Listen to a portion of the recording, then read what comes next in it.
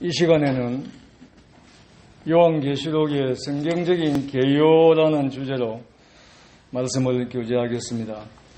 요한계시록 1장 1절부터 3절까지 말씀을 먼저 찾겠습니다.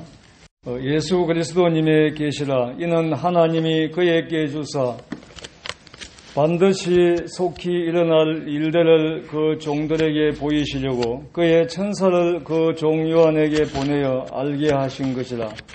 요한은 하나님의 말씀과 예수 그리스도님의 증거 곧 자기가 본 것을 다 증언하였느니라. 이 예언의 말씀을 읽는 자와 듣는 자와 그 가운데 기록한 것을 지키는 자는 복이 있나니 때가 가까움이라. 주님 안에 있는 성도님들도 요한계시록을 대할 때에 계시록은 예언의 책이기 때문에 어려운 성경이라는 선입감을 가지고 대하는 경우가 많습니다. 물론 계시록은 성도들이 다 이해해야 되는 성경이 아닌 것은 분명합니다. 또 계시록을 공부하는 것은 특별히 성경을 깨닫는 은사가 있는 일부 성경 교사들만 해석을 하는 성경이라는 개인적인 선입 주견을 갖고 있는 성도들도 있습니다. 그래서 기독교 종교계에서는 계시록만 강의하는 강사들이, 전문적으로 강의하는 강사들이 많이 있습니다. 또 그 강의를 듣는 자들은 계시록은 아무나 깨달을 수가 없기 때문에 고린도전서 14장 29절 말씀에 따라서 전해지는 말씀이 성경적인지 주님으로부터 온 것인지 분별하고 들으라고 하는 말씀을 무시해버리는 우를 범하는 경우가 많이 있습니다. 그렇게 듣는 자들은 아무런 분별 없이 계시록에 등장된 등장인물과 사물들에 대해 괴상한 해석을 만들어내어 강의하는 자들이 전하는 대로 받아들이기 때문에 거짓 선생들을 추종하는 자들이 되어버린다는 것입니다. 에스겔서 14장 7절부터 14절 기록해 보게 되면 거짓 선지자와 거짓 선지자를 따르는 자들의 죄가 일반이다 이렇게 기록이 되어 있습니다. 서로 책임을 떠넘길 수가 없습니다. 너가 왜 내 따라왔느냐, 너가 왜 잘못 전했느냐 이렇게 책임을 떠넘길 수가 없습니다. 전에 경북 지역에 모임을 인도하는 어떤 형제가 경남 지역의 어떤 기도원에서 요한계시록을 강의하는 집회에 참석을 하여 아무런 분별 없이 듣다가 지금까지 그 단체의 홍보 책임자로 일하고 있다고 들었습니다. 아무거나 듣는 거 조심해야 됩니다. 이제 이러한 선입견과 주관을 가지고 계시록을 바라보기 때문에 아무나 계시록을 가르치는 것은 영적으로 위험한 것이라는 생각을 한다는 것입니다. 사람들이. 계시록을 공부하는 것은요, 두려워하는 생각을 가지면 안 됩니다. 방금 읽은 말씀 3절에도요, 계시록을 읽는 자와 듣는 자와 그 가운데 기록된 것을 지키는 자들은 복이 있다고 하시는 말씀과도 동떨어진 생각을 하는 것입니다. 계시록도 다른 성경과 마찬가지로 문자적으로 기록된 부분도 많고 특별히 비유적으로 상징적으로 기록된 부분들이 많은 성경입니다. 성경에 기록된 예언에 관해서는 주님께서 말씀하시고자 하는 부분까지만 해석을 하면 됩니다. 억지로 풀려고 하기 때문에 많은 이단들과 추종자들이 계시록을 악용한 결과로 생겨난 것입니다. 요한계시록 때문에 이단들이 제일 많이 생겼어요. 계시록에 기록된 문자는 문자로, 상징은 상징으로, 비유는 비유로 올바르게 이해를 하고 어떤 것을 지칭하는지 분명치 않는 것을 알려고 시도할 필요가 없다는 것입니다. 계시록에 나와 있는 짐승, 이제 이상한 그런 동물들이 많고, 인물도 많고, 사물들도 많은데, 그걸 우리가 알 필요가 다 없습니다. 다시 말씀드리면, 역사적으로 수많은 이단 집단들이 계시록에 기록된 상징들을 가지고 그들의 이단 교리에 맞게 해석을 해서 만들어낸 집단들이 이단 집단들입니다. 계시록 기록들을 곡해하거나 자기들에게 유리하도록 해석을 해서 사람들을 가르치는 자들이나 그 거짓 가르침을 따라가는 자들은 요한계시록 22장 18절부터 19절에서 주님께서 내가 이 예언의 말씀을 듣는 모든 사람에게 증언하노니 만일 누구든지 이것들 외에 더하면 하나님이 이 두루마리 책에 기록된 재앙들을 그에게 더할 것이요 만일 누구든지 이 두루마리의 예언의 말씀에서 제하여버리면 하나님 이 두루마리에 기록된 생명나무와 및 거룩한 성에 참여함을 제하여 버리시리라고 경고하신 대로 그들은 영생을 얻지 못하고 요한계시록에 기록된 환난과 영원한 멸망의 재앙을 받게 되는 것입니다. 요한계시록에 기록된 말씀들 가운데 무엇을 지칭하는지 알 수가 없는 부분은 억지로 해석을 하지 말고 계시록을 통해 성도들에게 주시고자 하는 소망이 있고요.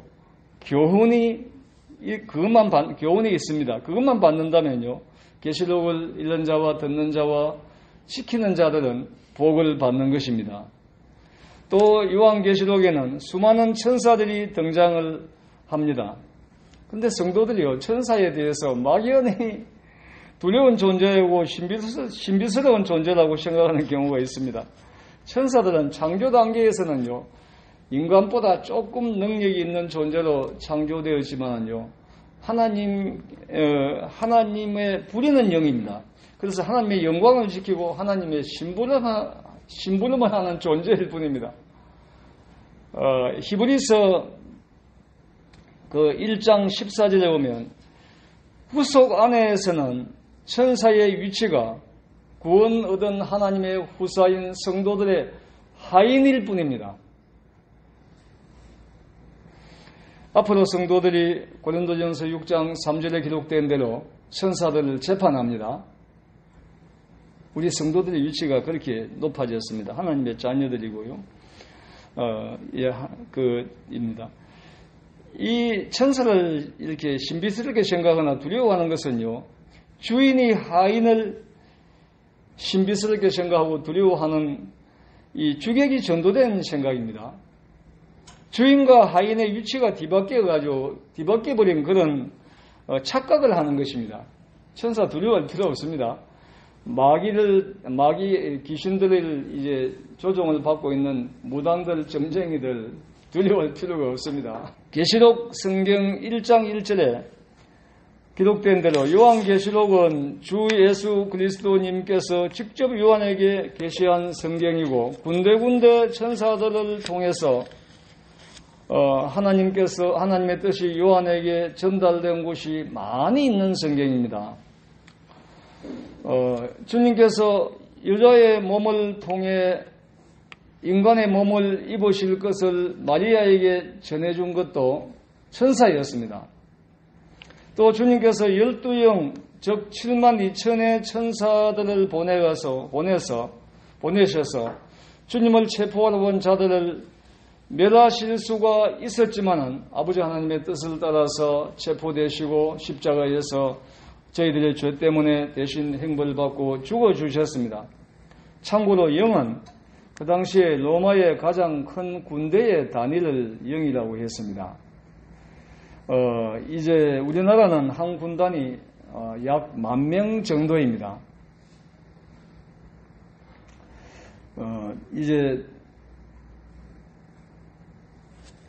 그러나 로마는 6,000명이 한 군단이었습니다. 역대하 32장 21절에 보면 한 천사가 아스도 군대 18만 5천 명을 하룻밤에 송장으로 만들어버렸습니다. 만약에 7만 2천의 천사에게 주님께서 명하신다면요, 지구상 70억 인구는 일시에 멸할 수가 있습니다. 그러나 하나님께서는 사람들을 사랑하십니다. 아무도 멸망하지 않고 모든 사람이 구원을 받기를 원하신다고 디모데후서 2장 4절과 베드로후서 3장 9절에 기록되어 있습니다. 육신적인 롯도 소돔성 사람들이 롯에게 위해를 가하려고 했을 때 천사들이 롯을 보호했습니다. 또 소돔성을 멸망시킬 때 머뭇거리니까 천사들이 롯의 가족을 안전한 곳으로 데리고 나갔습니다. 또 마태복음 18장 10절에 볼 때마다 제가 위로가 되는데요. 이 소자 중에 하나라도 업신여기지 말라. 믿는 자들입니다. 너희에게 말하노니 그들의 천사들이 하늘에 계신 내 아버지의 얼굴을 항상 배움느니라고 기록이 되어 있습니다. 우리 성도들이 의식을 하든지 못하든지요, 하늘나라에 가면 개인 천사들이 하늘나라에 대기하고 있습니다. 성도들의 하늘에 가면 개인 몸종 천사들이 우리를 시중들게 되어 있습니다. 하나님께서는 어느 시대에나 천사들을 보내서 하나님의 일을 만회하시고 천사들에게 명령하시고 천사들에게 보고를 받으셨다는 기록이 많이 있습니다. 앞으로 환란 시대에 요한계시록에 기록된 대로 하나님께서 천사들을 집중적으로 사용을 하십니다. 계시록에 기록된 7 교회들이 주는 교훈과 은혜 시대의 복음을 거절한 유대인과 이방인들이 받을 환란 심판에 대해서는 차후에 주님께서 보여주시는 한계까지만 교제를 나누기라고 오늘은 요한계시록의 개요만 간단히 말씀드리고 마치겠습니다. 계시록은 이제 있는 일, 교회 시대에 있는 일입니다. 장차 될 일, 대환란, 그리스도님의 지상재림, 천연왕국, 새하늘과 새 땅 순서로 이렇게 나누어져 기록이 되어 있습니다. 성도들이 요한계시록을 읽을 때에 신비와 두려움으로 읽을 것이 아니라는 것입니다. 조금 전에도 말씀드렸습니다만 계시록도 문자적인 것과 상징적인 것만 구분해서 읽으면 된다는 것입니다. 상징적인 것은 다른 성경에서 해석해주고 있지 않고 또 신명기 29장 29절, 베드로후서 3장 16절에 기록된 대로 구속된 성도들에게 밝혀주는 한계 이상을 알려고 시도해서도 안 되고 알 필요가 없다는 것입니다. 성경이 입을 다물면 우리도 입을 다물어야 돼요. 알려고 하면 안 됩니다. 계속 말씀드립니다만은 계시록에 기록된 어떤 상징과 비유적인 인물이나 동물이나 사물을 자의적으로 해석하고 불분명한 성경 기록을 억지로 파헤쳐다가 모든 이단이 생긴 것입니다. 예를 하나만 들면 성경에 요한계시록에 보면 수목의 3분의 1이 불탄다. 사람 3분의 1이 죽는다. 어족과 배의 3분의 1이 죽고 깨어진다. 라는 내용도요. 요한이 이 성경을 기록할 당시에는요. 이것은 전혀 이제 이해할 수가 없는 것이었습니다. 그러나 오늘날요. 인류가 개발한 가공할 무기에 의해서 충분하게 가능해진 것입니다. 지금 우리들은 복받은 거예요. 요한계시록이 그대로 이루어지는 모습을 보면서 주님을 섬기고 있습니다. 그런데 이런 재앙들을 어떤 자신들이 추종하는 자들에 의해서 일어난다고 해석을 하고요. 자신이 추종하는 자들을 따르면 이런 재앙을 받지 않는다고 미혹을 하는 것입니다. 또 역사적으로 주님의 복음 증거 때문에 환난을 당한 모든 성도들이 오히려 요한계시록을 통해서 위로와 격려를 받았던 것과 오늘날 성도들도 크고 작은 믿음의 환경과 시련 속에서 요한계시록을 통해서 위로와 격려를 우리가 받을 수가 있습니다. 일본이 우리나라를 지배할 때도 그 한국 성도들이 출애굽기와 요한계시록을 암송을 했답니다. 성경을 몰수당하고 이렇게 했기 때문에 그때 하나님을 따르는 성도들이 주님을 섬길 때에 흉년의 모습은 달라도 일상적으로 닥쳐옵니다. 모든 믿는 사람들에게 일상적으로 우리도 오늘날 주님 믿는 것 때문에 종류는 달라도 이런저런 어려움을 당하는 경우가 많이 있습니다. 물질적인 것이나 건강적인 것이나 박해나 영적인 흉년일 수도 있습니다. 그런데 불행하게도 흉년이 닥쳐오면요, 하나님을 의지하기보다도 자신과 세상을 의지하는 것은 슬픈 것입니다. 지난번에 친히 강림하실 주님이라는 주제로 교제할 때 말씀드린 대로 요한계시록 6장 이후에 기록된 무서운 환난 심판에 대해서는 환난 전에 휴거될 성도들과는 아무런 관계가 없습니다. 성도들은 환난에 들어가지 않기 때문에 오히려 여기에 들어가지 않는 데 대해서 감사와 위로는 받을 수 있어도 성경에 기록된 이 환난 시대에 일어날 무서운 일들에 대해서는 전혀 두려워할 필요가 없다는 것입니다. 참고로 지난번에 친히 강림하실 주님이라는 주제의 내용 중에 저희 모임에서 가입되어 있는 네이버 카페 담당자가 또 저한테 메일이 왔더라고요. 단체나 개인의 이름을 기록하면 안 된다고 지적을 하는 거예요. 전에 또 그런 일이 한 번 있었는데, 그래서 이제 이것을 삭제하라고 해서 두말 없이 그냥 거기에 올렸던 동영상과 글을 삭제를 했습니다. 단체나 개인의 이름을 삭제하거나 수정을 해서 다시 오실 주님을 고대하는 소망이라는 주제로 다시 편집을 한 이후에 1월 9일에 카페와 유튜브에 올려두었습니다. 거기는 이제 단체나 개인의 이름을 언급하지 않았기 때문에 아무 문제가 없습니다. 네이버를 통해서 공적인 공간에 어떤 내용이나 단어 사용에 대해서 조심해야 된다는 것을 다시 한번 배웠습니다.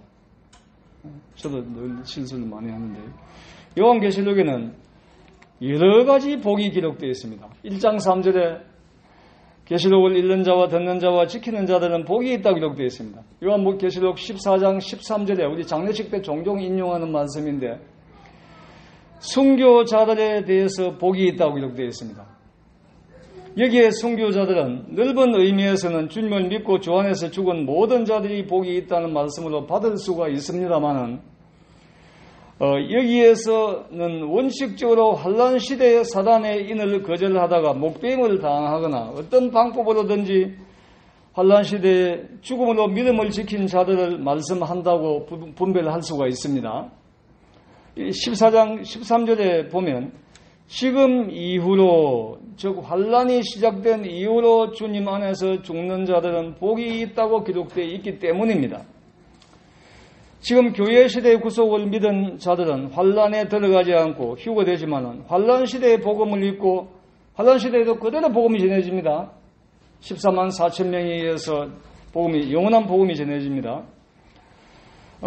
이제 환난 시대의 복음을 믿고 사단을 따르지 아니하면 죽어야 되는 시대입니다. 이때는 한 명도 살아남을 수가 없습니다. 다 영혼들이 몸이 죽고 영혼들은 천국으로 이제 우리가 가 있는 곳으로 올라옵니다. 요한계시록 7장 9절, 13장 15절, 20장 4절 등의 기록을 근거로 보면 환난 시대의 복음을 믿고 순교하는 자들이 많이 있다고, 수없이 많이 있다고, 수많은 무리들이 있다고 기록이 되어 있죠. 요한계시록 20장 4절에 보면 수많은 환난 시대에 순교한 자들이 주님께서 지상 재림하실 때에 부활한다고 기록되어 있습니다. 교회 시대에 구속된 성도들은 환난 전 휴거 시에 부활합니다. 지상 재림 시 부활과 휴거 시 부활과 이 두 부활을 성경은 첫째 부활이라고 기록이 되어 있습니다. 이 첫째 부활은 모두 성도들의 부활입니다. 둘째 부활은 천연왕국이 끝날 무렵 모든 불신자들이 부활해서 불못 지옥에 들어가기 위해서 몸이 부활하는 부활을 둘째 부활이라고 기록이 되어 있습니다. 이 둘째 부활에 들어가지 않기 때문에 우리는 복 있는 자라고 6절에 그러니까 20장 6절에 기록이 되어 있습니다. 참고로 하도 의문을 가지는 분들이 많이 있어서 제가 말씀드리겠습니다. 구약 성도들은 그러면 언제 부활하느냐 하는 것에 대해서 조금 다른 분별을 하기도 합니다. 조금 전에 말씀드린 대로 둘째 부활은 이례적으로 일어납니다. 불신자들의 부활은 이례적으로 끝납니다. 그렇지만 신자들의 부활은 1차, 2차 부활이 있습니다. 첫째 부활은 두 번 일어납니다. 1차 부활은 휴거 시에, 2차 부활은 치상 재림 시에 일어납니다. 구약 성도가 휴거 시에 부활한다고 분별하는 경우는 저도 전에 이렇게 분별을 했습니다만은 구약의 성도나 신약 성도들은 몸이 죽은 후에 영혼이 모두 천국에 가 있다가 주님께서 공중 재림하실 때 성도들을 모두 데리고 오신다고 기록되어 있거든요. 데살로니가전서 2장 13절부터 4장 13절부터 기록이 되어 있죠. 그래서 그때 구약 성도와 신약 시대에 죽은 교회에 속한 성도들을 모두 데리고 와서 그들의 몸을 먼저 일으킨다고 기록되어 있어요. 그래서 구약 성도라는 기록은 없지만 그렇게 분별을 했었습니다. 그래서 휴거 시에 구약 성도도 함께 부활한다 이렇게 분별하는 분들이 형제들이 많이 있습니다. 구약 성도가 치상 재림 시에 부활한다는 주장은요, 구약 성도의 대다수가 유대인들이기 때문에 천연왕국은 유대인들에게 약속된 왕국입니다. 성도들이 거기서 왕을 부임을 합니다만, 그래서 유대인들에게 약속된 이제 천연왕국이기 때문에 치상 재림 시에 유대인들에게 이제 약속된 천연왕국이 직전에 구약 성도가 함께 부활을 한다고 이렇게 분별을 하는 것입니다. 그런데 요한계시록 20장 4절에 보면 2차 부활, 첫째 부활의 2차 부활, 즉 지상재림 시의 부활은요, 환란 때의 순교자들이 부활한다고 기록되어 있기 때문에 구약 성도라는 그게 포함이 또 안 돼가 있어요.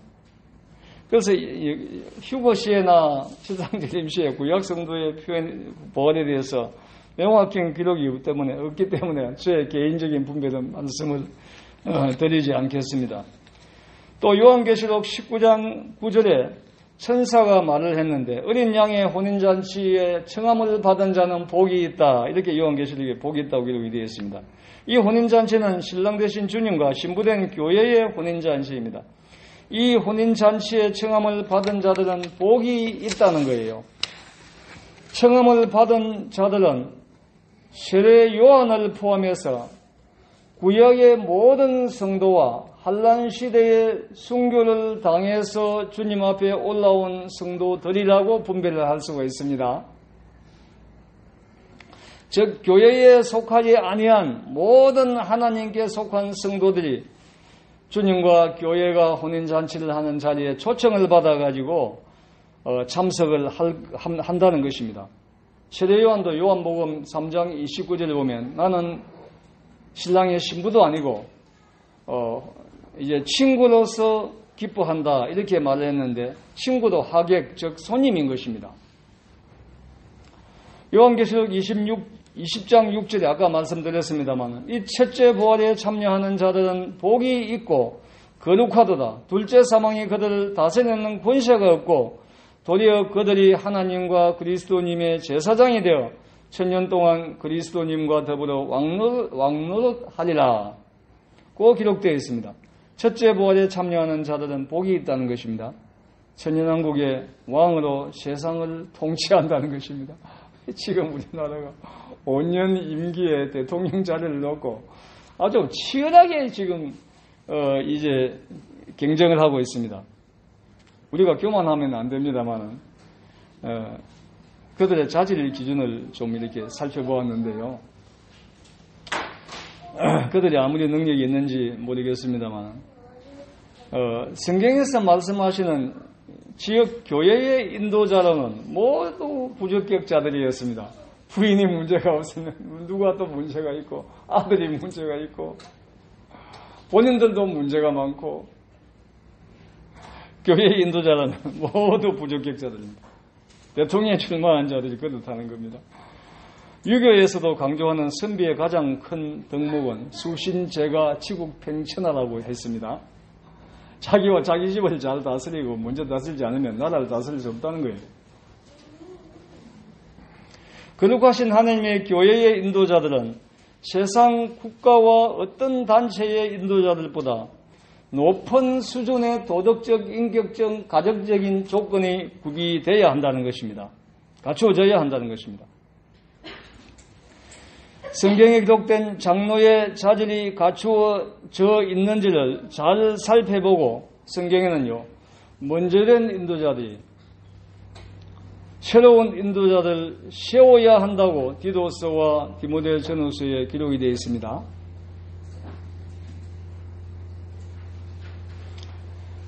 모임의 인도자들은 인도자로 세워지면 인도자가 되고 인도자의 일을 시작하는 것이 아닙니다. 인도자로 세워지기 전에 이미 인도자의 자질을 갖추고 있고 인도자의 모습으로 살아가고 있다는 것입니다. 이거 잘 살펴야 돼요. 교파에서야 교회 인도자들을 세울 때 투표를 한다든지 어떤 교단처럼 그 목사가 직분자들을 임명을 해버리잖아요. 이게 전부 비성경적이에요. 모임에서도 오늘날 이런 경향이 맞춰져 있습니다. 투표를 해가지고 헌금함에다가요, 출마를 시켜가지고 어떤 형제들이 이래갖고 이제 장로들을 투표해가 세웁니다. 완전히 비성경적입니다. 또 어떤 교파의 이야기입니다만 권상가 장로를 세우는데 투표를 했는데 어떤 분이 이제 좀 막강한 그런 영향이 있는 사람이었는데 떨어져 버렸어요. 그러니까 교회 집회 시간에 완전히 고성방긋 떠들고 고함 지르고 내가 왜 자격이 없느냐고 이래가지고 교회가 난리가 났답니다. 그런 짓을 하면 안 됩니다. 또 모임에서요, 이거 잘 좀 들어보십시오. 우리 모임에서는, 전국 모임들은 다 각각 달라요. 어떤 모임에는 말씀의 은사가 있는 장로 한 사람을 세워가지고 말씀을 다 위임을 해버립니다. 어떤 모임은 장로들이 순번제로 돌아가면서 말씀을 교제합니다. 그리고 이제 평소에 수요일 집회에서는 또 이제 장로가 아닌 형제들도 잠시 교제를 하는 시간을 주어집니다. 저희 모임에서는요, 연초에 특별히 간증 시간을 가질 필요가 없어요. 원칙적으로 그렇습니다. 저희 모임에서는요, 평소에 집회 때마다 잠깐 간증이나 깨달은 말씀을 교제하시라고 기회를 드리고 있잖아요. 평소에 언제든지 교제하시면 됩니다. 그런데 이것이요, 10분 이내로 제한하는 게 덕이 됩니다. 여기는 장로가 아닌, 이제 장로로 공식적으로 세워진 장로, 인도자가 아닌 행제인들이, 집회의 모든 시간을 사용하시게 되면 전처럼 모임이 무질서해지고 모임 강단 질서가 무질서해져 버립니다. 그러면 안 됩니다. 주님께서 말씀을 가르치는 일을 모임의 장로들에게 위임을 하셨다고 성경에 기록되어 있습니다. 잘 가르치는 장로들. 그래서 이 성경에 기록되어 있는 대로 장로로 세워지지 아니한 행제인들은 집회 때마다 먼저 한 10분 이내로 잠깐 시간을 사용해서 교제를 하십시오. 이거 막는 분 아무도 없어요. 우리는 그렇게 하기로 했잖아요. 그런데 평소에 안 하다가 연초에 그렇게 하는 것은, 이것은 별로 이게 특별하게 옛날에 이제 우리가 이제 중학생, 고등학생까지 다 이 간증에 동참시키기 위해서 연초에 간증 시간을 드렸는데 우리 모임은 그렇게 안 하셔도 됩니다. 평소 집회 때마다 10분 이내로 교제를 하시면 교회의 덕이 되고 또 아름다운 그런 모습이 집회 모습이다 이렇게 분별이 저희들은 되어지는 것입니다. 또 요한계시록에 기록되어 있는 성도들이 받을 복에 대해서 말씀을 드렸는데 모두 축복이 있다고 기록되어 있지 않고 하나님께서 주시는 복이 있다고 기록이 되어 있습니다. 여기에 대해서도 오해하는 분들이 좀 있습니다만은 잘 한번 들어보시기 바랍니다. 여기서 축복과 복에 대해서 단어 사용에 대해서 잠시 교제를 나누겠습니다. 한글을 사전에 보게 되면 축복이라는 단어에 빌축자에 복복자라고 이렇게 적어놓고 하나님께 복을 비는 것, 신이 내려주는 복, 신이 아닙니다. 하나님이 아닙니다. 신이에게 복을 비는 것, 신이 내려주는 복이라고 적혀 있습니다. 또 오늘날 어떤 형제님들은 하나님께서 내려주시는 복을 주신다는 단어가 뜻이 전이되어 가지고 축복하신다고 해석하는 경우도 있습니다.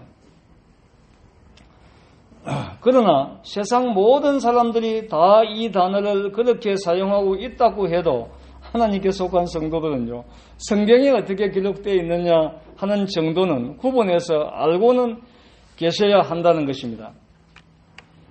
하나님께서는 하나님보다 더 높은 존재가 없기 때문에 복을 주시는 분이 아니고 복을 내려주는 분이라는 겁니다. 성경이 없어도 시대와 상황적으로 그것이 옳다고 주장하는 경우가 있는데, 예를 하나 더 드리겠습니다. 지난번에 영남지역 장로 형제님들 저희 모임에서 가질 때 어떤 모임의 인도자 형제가 신학교가 시대적으로 맞고 상황적으로 좋다 이렇게 말했습니다. 또 다른 어떤 장로 모임에서 어떤 형제는요, 약 4년 전인데 앞으로 한국에 신학교가 10년 내로 세워진다고 장담을 했습니다. 근데 그 형제님이 참 무섭더라고요. 지금도 그런 주장을 하는 분인데, 시대와 상황적으로 아무리 좋다고 해도 신학교가 성경에 없으면 하나님의 뜻이 아닌 것은 분명한 것입니다. 여기에 사람이 어떤 상황 논리를 가지고 토를 달 필요가 없다는 것입니다. 성경에 기록된 교회의 인도자들의 자질 기준 중에 신학교 출신이어야 한다는 조건은 아무리 성경을 찾아봐도 없습니다. 복과 축복에 대해서 창세기에 기록된 두 곳만 예를 들어서 말씀드리겠습니다.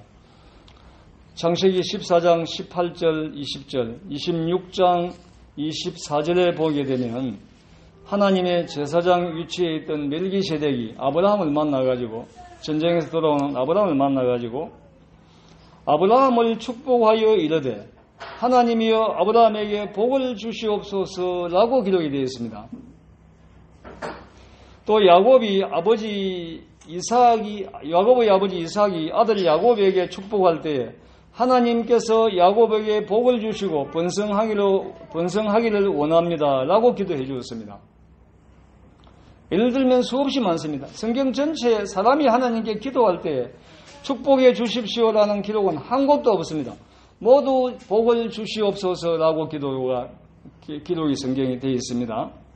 또 히브리서 7장 7절에 보면 높은 자가 배일하고 낮은 자에게, 일령적으로 지위적으로 낮은 자에게 복을 빌어준다고 이렇게 기록이 되어 있습니다. 축복한다고 기록되어 있습니다. 어떤 나이도 젊은 분이 저한테 수시로 축복합니다 하고 이제 교파에 나가는 분이 말하는 분이 계십니다. 틀린 성경적으로 틀린 인사입니다. 그렇게 인사하면 안 됩니다.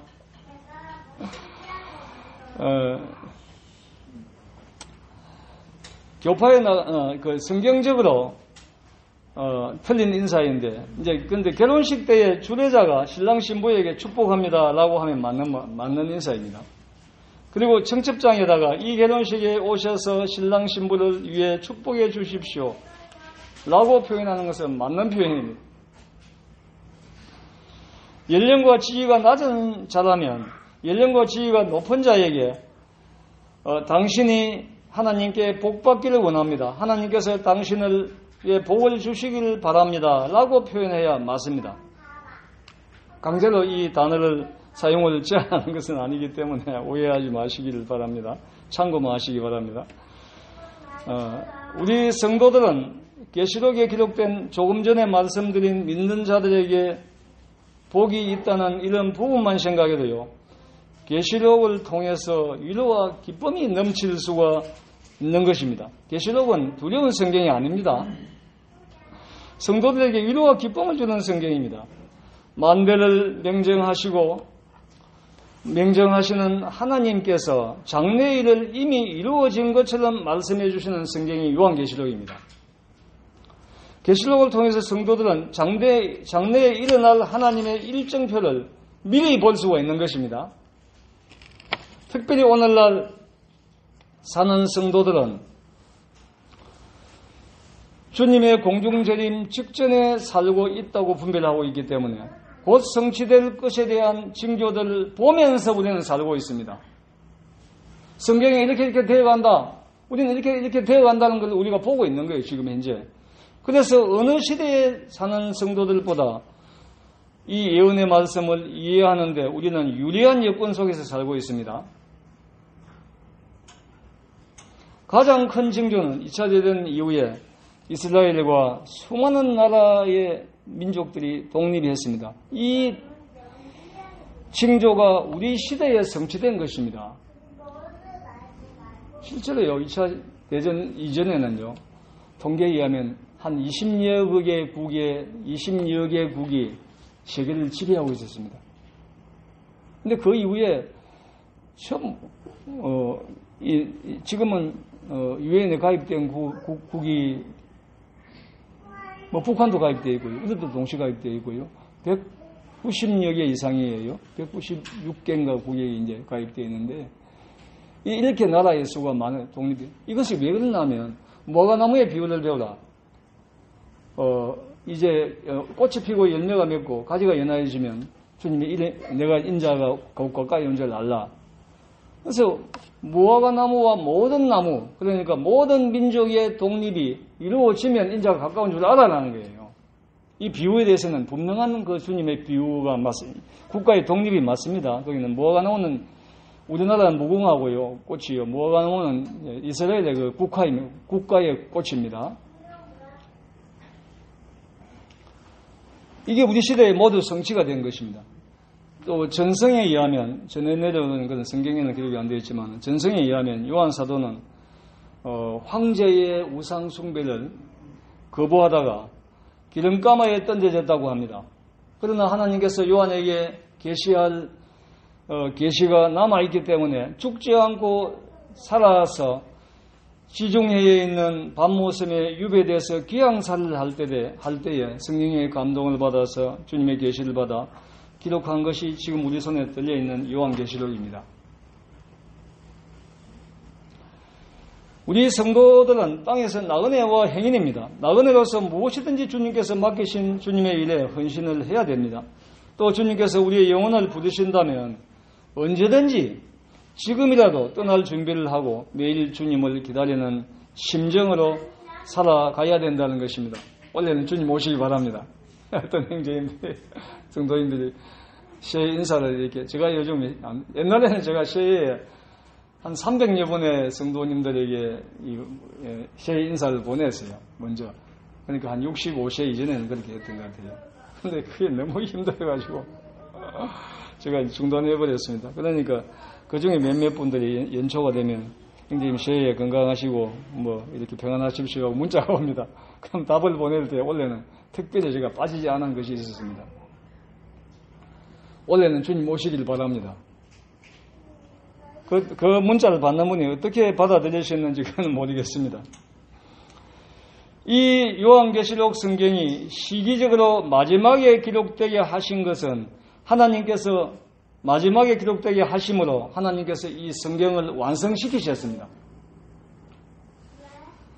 요한계시록은 장래일을 성도들에게 알리기 위해 기록된 것입니다. 우리 성도들은 요한계시록을 통해 장래일을 알고 주님을 간절히 기다리는 저와 저희들이 되기를 원합니다. 잠시 지난번에 몸의 연단은 약간의 유익이 있다는 주제로 교제하는 내용 중에 두 부분을 정정을 좀 하겠습니다. 제가 이제 녹음에는 수면을 연구하는 사람들이 하루에 최대한 7시간 이상 자야 된다고 말씀을 드렸는데, 최소한입니다. 최대한이 아니고. 그리고 면도 후에 두피를 이렇게 마사지하는 부분에 대해서 거래는 30초라고 적어놨고, 제가 녹음에는 말씀드릴 때는 5분 정도가 좋다고 말씀드렸는데, 저는 옛날에 강의를 듣던, 머리카락 건강인데 강의를 듣던 그것만 기억하고 말씀드렸는데, 제가 경험한 바로는 2, 3분 정도 이렇게 머리를 마사지 해주니까 효과가 있었습니다. 또 두피 마사지를 할 때에 머리카락이 30개 이상 빠지면 탈모라고 말씀드렸는데 두려워하지 마십시오. 하는 사람들은요, 100개 이상, 100개 정도 빠지고 100개 정도 납니다. 관계 없습니다. 오늘은 여기서 마치겠습니다.